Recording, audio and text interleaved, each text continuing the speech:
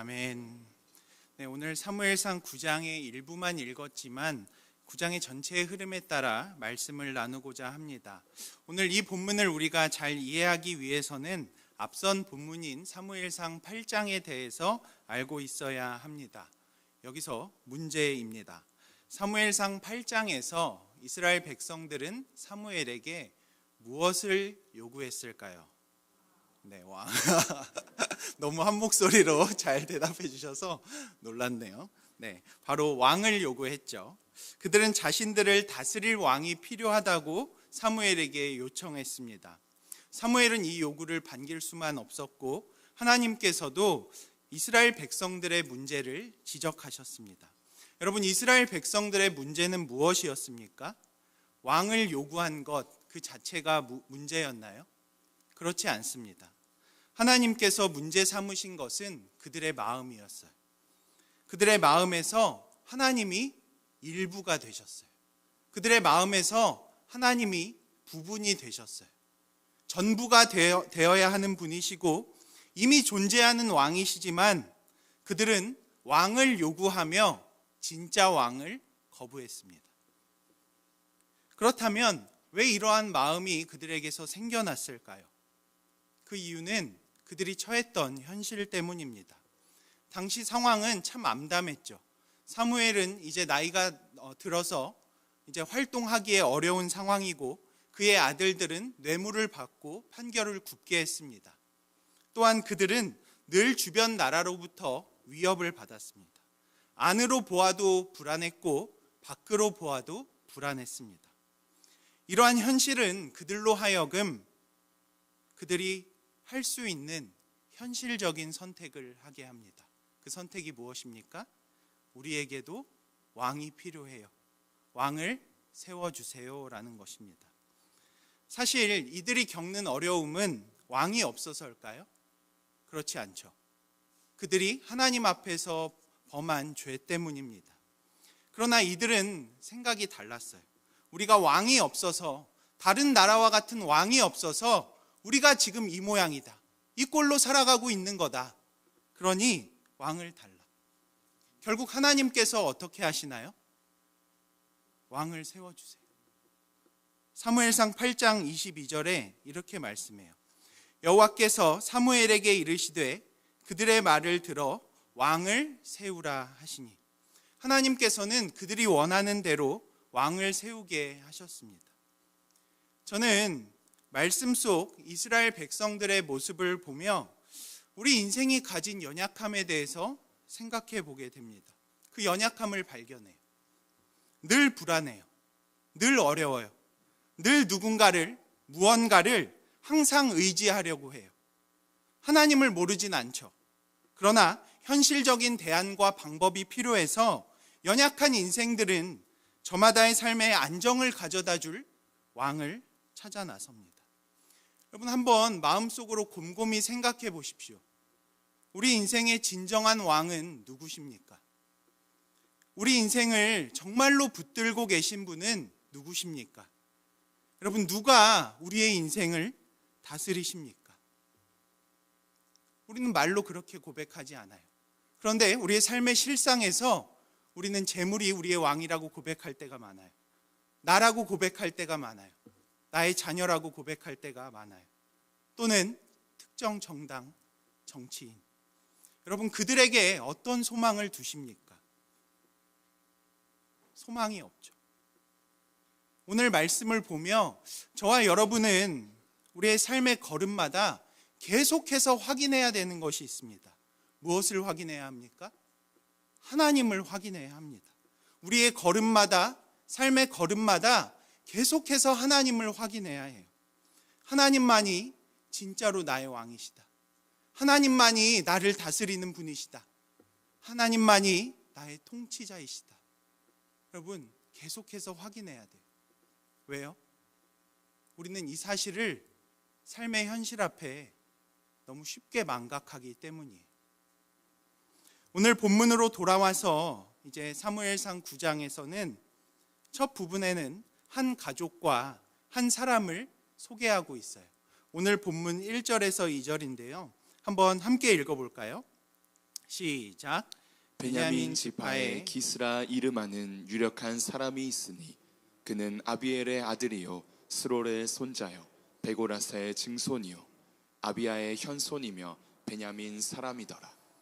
기스에게 아들이 있으니 그의 이름은 사울이요 준수한 소년이라. 이스라엘 자손 중에 그보다 더 준수한 자가 없고 키는 모든 백성보다 어깨 위만큼 더 컸더라. 네, 베냐민 지파 유력한 자 기스와 그의 아들을 소개하고 있습니다. 그의 아들은 누구입니까? 사울입니다. 사울은 어떻게 소개되고 있죠? 키가 크고 준수한 소년으로 소개되고 있습니다. 마치 저처럼. 죄송합니다. 딱 봐도 왕이 될 만한 용모였습니다. 우리는 이미 그가 왕으로 세워질 것을 알고 있습니다. 그러나 그가 왕으로 세워지는 과정에 대해서는 좀 낯설게 다가오는 것 같아요. 오늘 그 과정을 잠시 살펴볼 텐데요. 3절을 보시면 한 사건이 발생해요. 사무엘상 9장 3절에 사울의 아버지 기스가 암나귀들을 잃고 그의 아들 사울에게 이르되 너는 일어나 한 사환을 데리고 가서 암나귀들을 찾으라 하매. 여러분, 어떤 일이 일어났나요? 사울의 아버지 기스가 암나귀들을 잃어버렸습니다. 그래서 그는 그의 아들 사울을 부르고 종과 함께 나귀를 찾아오라고 이야기합니다. 그래서 사울은 아버지의 말씀에 순종하여 나귀를 찾으러 가죠. 찾았을까요? 못 찾았을까요? 네, 오늘 대답을 너무 잘해주셔서 힘이 납니다. 사흘이 걸려 온 동네를 이렇게 돌아다녔지만 나귀를 찾지 못해요. 나귀를 찾지 못 찾아 이제 사울은 종에게 아버지가 우리를 걱정하실 것 같으니 이제 돌아가자고 이야기합니다. 그런데 오히려 사환이 이렇게 대답해요. 우리 6절을 한번 읽어볼까요? 시작.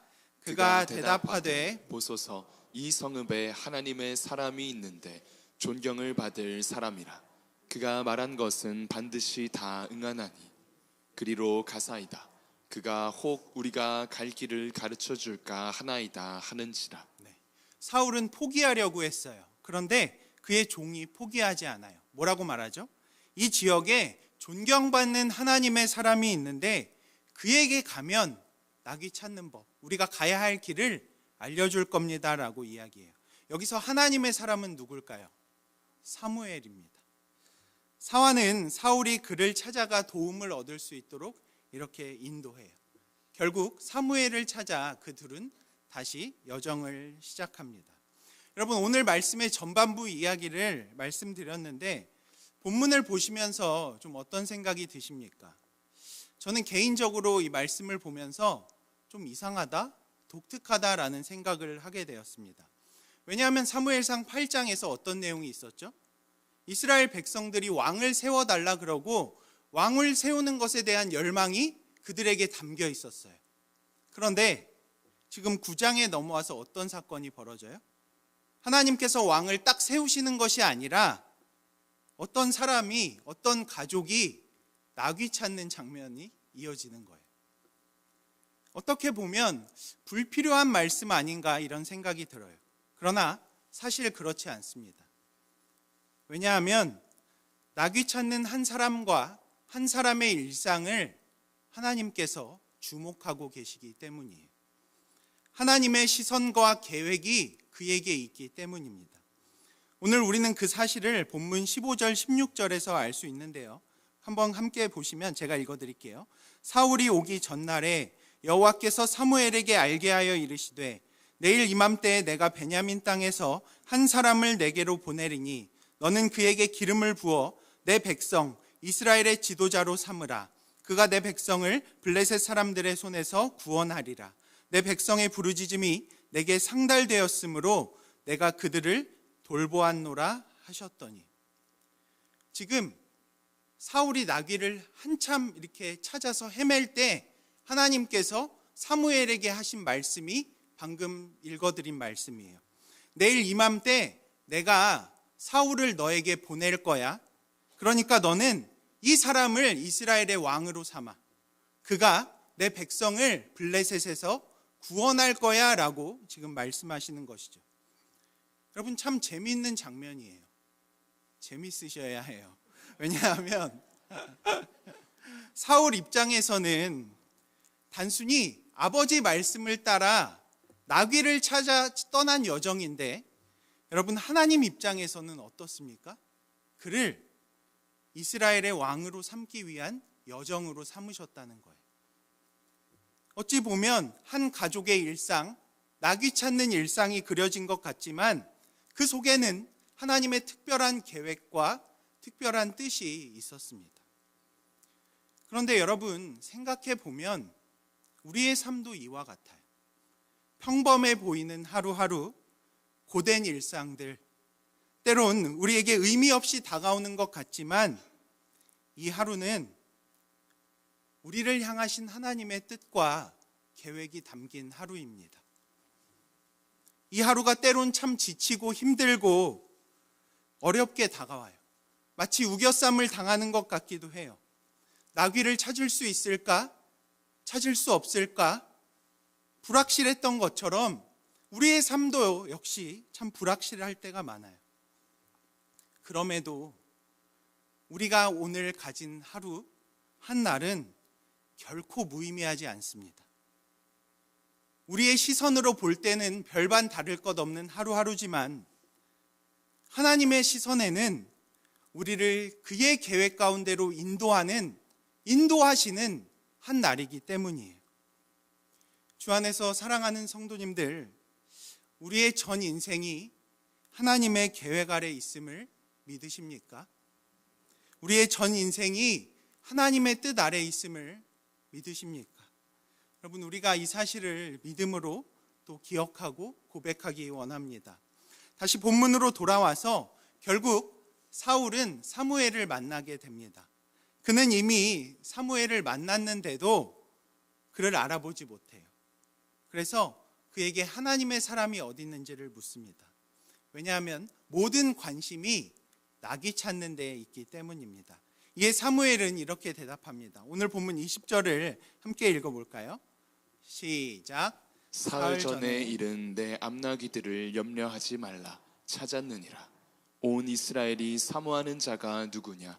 너와 내 아버지의 온 집이 아니냐 하는지라. 네, 모든 관심이 나귀 한 곳에만 쏠려 있는 사울에게 하나님의 뜻이 전해집니다. 나귀는 이미 찾았다. 사울아, 너는 온 이스라엘이 사모하는 자야. 하나님께서는 너를 통하여 구원의 계획을 이루어 가실 거야 라고 말씀하는 거예요. 처음 만나는 거예요. 사울의 일상과 하나님의 계획이 만나게 되는 것이죠. 그러면 사울은 이에 대해서 어떻게 반응합니까? 21절을 제가 읽어드리면 사울이 대답하여 이르되 나는 이스라엘 지파의 가장 작은 지파 베냐민 사람이 아니니까 또 나의 가족은 베냐민 지파 모든 가족 중에 가장 미약하지 아니하니이까 당신이 어찌하여 내게 이같이 말씀하시나이까 하니. 사울은 굉장히 당황했어요. 그러면서 필요 이상의 겸손을 내보이는데요, 자신이 이스라엘 지파 중에 가장 작은 지파에 속하였고 가장 미약한 자라는 것이죠. 여러분, 그런가요? 사실 베냐민 지파는 그렇게 많은 편은 아니에요. 그러나 미약한 가문도, 그리고 참 작은 가문도 아니었어요. 앞서 9장 1절 뭐라고 말했죠?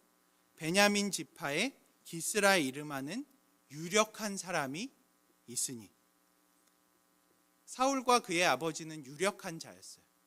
그런데 지금 사울은 자신을 미약하다고 이야기하고 있습니다. 그 이유가 무엇입니까? 자기는 나귀만 찾으면 되는데 온 이스라엘이 나를 기다린다고? 하나님의 계획이 내게 있다고? 자기는 소위 말하는 그런 깜냥이 아니라는 거예요. 자기는 그럴 만한 사람이 아니라는 거예요. 이처럼 그는 하나님의 계획이 그의 일상 가운데 다가왔지만 그 계획을 받아들이지 못해요. 그러나 하나님께서는 그에게 과정을 두세요. 그리고 그를 설득시켜 나가십니다. 이후 이 이야기를 보시면 사무엘은 그를 만찬의 자리에 초대해요. 그 자리에는 당시 이스라엘의 미래를 염려하는 귀족들과 장로 30여 명이 있었어요. 그런데 이 만찬은 단순히 먹고 마시는 그런 만찬이 아니었습니다. 이 만찬은 상징적인 의미를 가지고 있었는데 그것은 장차 이스라엘 가운데 세워져야 할 하나님 나라의 만찬, 하나님 나라의 풍요를 상징하는 것이었습니다. 23절, 24절을 우리 같이 한번 읽어볼까요? 시작. 사무엘이 요리인에게 이르되 내가 내게 주며 내게 두라고 말한 그 부분을 가져오라. 요리인이 널쩍 다리와 그것에 붙은 것을 가져다가 사울 앞에 놓는지라. 사무엘이 이르되 보라, 이는 두었던 것이니 내 앞에 놓고 먹으라. 내가 백성을 청할 때부터 너를 위하여 이것을 두고 이 때를 기다리게 하였느니라. 그날에 사울이 사무엘과 함께 먹으니라. 사울은 사무엘이 미리 준비한 음식을 먹고 마십니다. 함께 교제하는 것이죠. 그들은 함께 하나님 나라의 기쁨을 맛보는 것입니다. 그런데 이 만찬은 단지 하나님 나라의 기쁨을 맛보는 것으로 그치지 않아요. 하나님께서는 사울에게 하나님 나라의 기쁨을 맛보게 하시며 동시에 그를 사명의 자리로 부르시는 거예요. 지금 맛보고 있는 이 하나님 나라의 기쁨을 향해 나아가라라고 이야기하시는 겁니다. 이 나라를 세워가라고 말씀하십니다. 그리고 결국 그는 이스라엘의 첫 번째 왕으로 기름 부음을 받게 됩니다. 저는 오늘 말씀을 보면서 우리 인생을 포기하지 않으시는 하나님에 대해서 생각해 보게 돼요. 하나님을 멀리했고 하나님이 아닌 다른 나라와 같은 왕을 요구하는 그런 모습임에도 불구하고 하나님께서는 그들을 포기하지 않으세요. 그들에게 이미 왕이신 하나님이 계시지 않습니까? 그들을 다스리고 계시지 않습니까? 그럼에도 그들이 왕을 요구하는 것, 이게 어떤 의미일까요? 하나님, 우리 인생에 하나님 필요하지 않아요. 눈에 보이는 왕 주세요. 이거 아닙니까? 그런데 하나님은 허락하세요. 그들의 요구를 들어주십니다. 이 부분에 대해서 이제 김지찬 교수님이 이렇게 설명하신 걸 제가 보았어요. 제가 한번 읽어드리면 여호와께서는 왕직 자체를, 그러니까 이스라엘이 요구하는 바죠. 왕직 자체를 언약의 직책으로 만드셔서 언약 시스템 안으로 통합시키셨다. 여러분 이해가 되시나요? 저는 이 말이 조금 어렵게 느껴져서 이렇게 저 혼자 쉽게 이해했어요. 벗어나려고 하는 자들을 다시 집어넣으셨다. 그분의 보호 아래, 뜻 아래 집어넣으셨다 라고 이해했습니다. 그리고 이 일을 위해 오늘 사울을 부르셨습니다. 오늘 나귀를 찾아 떠난 사울의 여정은, 아니 그의 일상은 결국 하나님의 계획 아래 녹아졌습니다. 뜻하지 않았지만 어떤 이들은 우연이라고 말하지만 오늘 이 일은 우연이 아니라 하나님의 계획과 섭리 가운데 일어난 일입니다. 저는 오늘 이 말씀의 제목을 본래 하나님의 부르심이라고 정해보았어요. 그러나 말씀을 묵상하는 가운데 제 초점이 다른 곳으로 흘러갔습니다. 그래서 제목을 바꾸었죠. 뭔가요? 그럼에도. 오늘 말씀 속에 나타난 이 모든 일들이 이 그럼에도로 설명되기 때문이에요. 특별하지 않은 한 사람의 일상 속에 그럼에도 하나님의 계획이 담겨 있었어요. 필요 이상으로 겸손함을 보이는, 자기 자신의 자격 없음을 나타내 보이는 사울을 그럼에도 불구하고 설득하시고 그분의 계획 아래 세워나가셨어요. 더 나아가 하는 일마다 하나님을 멀리하고 죄악으로 나아가는 이스라엘 백성들을 그럼에도 불구하고 포기하지 않으세요. 그럼에도 불구하고 왕을 허락하세요. 그럼에도 하나님 나라가 그곳 가운데 세워지기를 원하세요. 주 안에서 사랑하는 성도 여러분, 요즘 여러분의 삶은, 여러분의 일상은 어떠십니까? 여러분, 저의 일상은 어떨까요? 보통 제 일상은 딱 두 개로 설명됩니다. 이곳, 교회, 그리고 가정. 지금 교회에 있으니까 제 일상을 아주 잘 보여드릴 수 있는 사진을 아주 간략하게 짧게만 보여드리면 이러합니다. 네. 네, 제 일상이에요, 여러분. 반복되는 제 일상입니다. 매일 반복되고, 때론 어렵기도 하고, 때로는 크게 의미 없이 지나가는 하루하루와 같이 여겨질 때가 많아요. 그럼에도 오늘 말씀에 제 일상을 비추어 볼 때 하나님 안에서 제가 가진 이 하루, 이 일상은 결코 무의미하지 않음을 고백하게 돼요. 여전히 제 일상엔 하나님의 계획이 담겨 있고 저의 하루엔 하나님의 뜻이 담겨 있습니다. 그분의 일하심이 저의 삶에 있습니다. 주 안에서 사랑하고 더 사랑하기 원하는 성도 여러분, 여러분의 한날, 이 하루, 어떻게 보면 그냥 일상이고 반복되는 하루하루예요. 고된 하루고 크게 의미가 없는 날처럼 느껴질 때가 많을 거예요. 그런데 오늘 말씀은 우리의 이 한날이 하나님의 계획 아래 있음을 분명히 이야기해 주고 있어요. 여러분, 남들이 보기에 보잘것없는 인생 같지만 너의 인생에 하나님의 뜻이 있어. 하나님의 계획이 있어. 하나님의 꿈이 너의 일상에 있어라고 오늘 말씀은 우리에게 가르쳐 주고 있어요. 그래서 여러분, 이 사실을 꼭 기억하세요. 하루하루가 참 고되십니까? 하루하루가 너무 어려우십니까? 나에겐 남들과 같은 정말 큰 일과 좋은 일들이 일어나지 않는 것 같아서 답답하십니까? 그럼에도 여러분, 하나님의 뜻과 계획이 저와 여러분의 삶에 있는 줄 믿습니다. 여러분, 이 하나님을 우리가 믿음으로 고백하기 원해요. 그럼에도 불구하고 나를 사랑하시고 나를 붙드시는 그 하나님, 내가 그분의 주권 아래에 있습니다. 나는 그 하나님만 바라봅니다. 나는 그 하나님의 뜻을 쫓아갑니다. 이러한 믿음의 결단과 고백이 저와 여러분의 삶에 가득하시기를 간절히 축원합니다. 이 말씀을 기억하시고